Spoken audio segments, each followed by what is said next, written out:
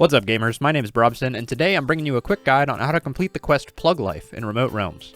This is a short and fun puzzle quest that takes place entirely inside of the Immerbury Lighthouse. Completing this quest will give you access to two new monster types called Magnetodes, which drop magnets useful for archery, and Hanky, which are a good alternative to gas for farming ectoplasm.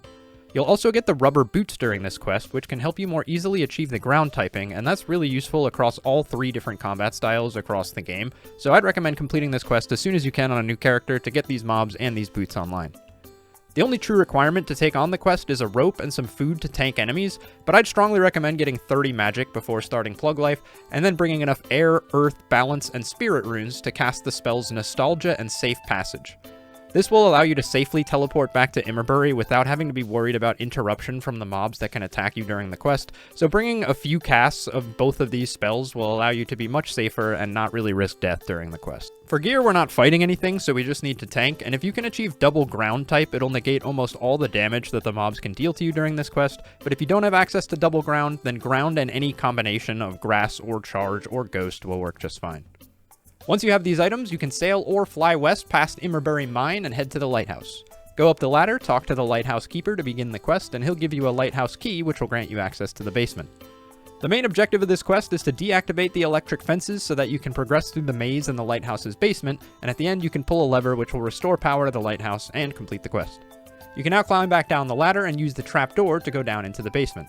Open the next trapdoor again to get into the quest and puzzle area. First, you'll want to use the rope in your inventory on the nearby stone a few times to pull it on top of the pressure plate, which will deactivate the first electric fence.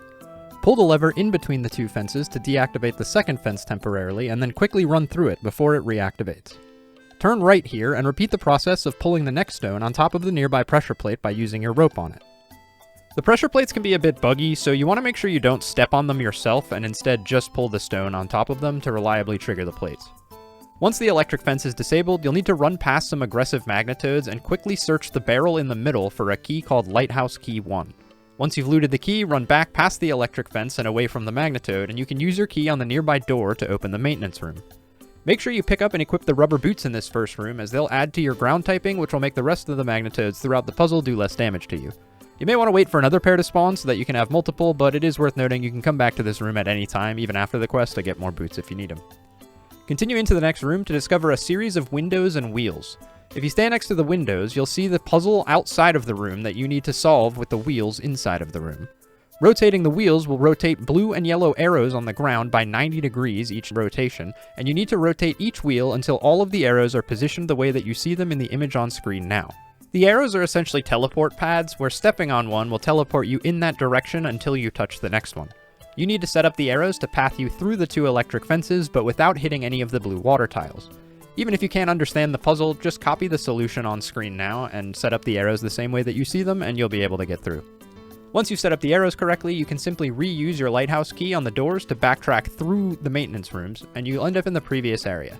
You should now see your arrows on the ground the same way that you set them up in the wheel room, and you can simply pull the nearby lever to deactivate the next two fences temporarily. Quickly step on the first blue arrow to teleport your character through the series of arrows, and if you did it correctly, you should almost instantly end up on the other side of the fences near the Hanky mob. Ignore this Hanky, and instead pull the lever right next to him to deactivate the fence in front of him, and then run through quickly before it reactivates. The room in front of you has multiple Magnetode in it. It's a multi-combat room, and they're all aggressive, so you will take damage from multiple mobs at once here, but all you need to do is run past the Magnetode into the room, and then search the nearby crates to get another key. And now we're on to the final room. Luckily, this room is single target, so you'll only need to tank one mob at once, but there is a lot going on here, and it's kinda easy to get sidetracked and take unnecessary damage, so make sure you pay attention and work your way through it slowly. The goal here is to move through the room and use your new key on the door on the far side to enter the final room of the basement. Static pulses of electricity will be sent at you in waves every few seconds, however, and getting hit by them will deal up to 20 damage, which can stack pretty quickly with the mobs attacking you at the same time. The southernmost wall of this room is completely safe from the static pulses, but touching any of the blue tiles will send you back outside the lighthouse and make you start the entire puzzle again. So what you need to do is time your movement and move diagonally around the blue tiles while dodging the electric pulses. Once you're at the far side, you just need to use your key on the door to get through. But for some reason, KT decided to give this door unlock a fail chance, so you might need to spam your key on the door a few times and eat a few hits of static to get through. Don't panic like I did here, just eat and you'll be fine. Once you're through the door, you simply need to run, or walk if you got paralyzed by static like I did, to the lever on the far side of the wall in the final room and pull it to complete the puzzle. Once you've pulled the lever, you can use safe passage and then teleport to Immerbury to get out of the lighthouse safely and won't be interrupted by the magnetode hitting you. Then simply fly back to the lighthouse, go up the ladder, and talk to the lighthouse keeper again to inform him of your success and complete the quest. And that's it! Completing the quest will give you 2,000 magic XP and make all of the mobs in the lighthouse basement unaggressive so that you can go back to farm the magnetodes and the hanky more easily moving forward.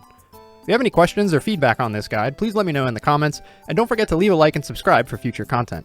Let me know what Remote Realms guides or content you'd like to see next. Thanks a lot for watching, good luck with the quest, and have a good one. Peace.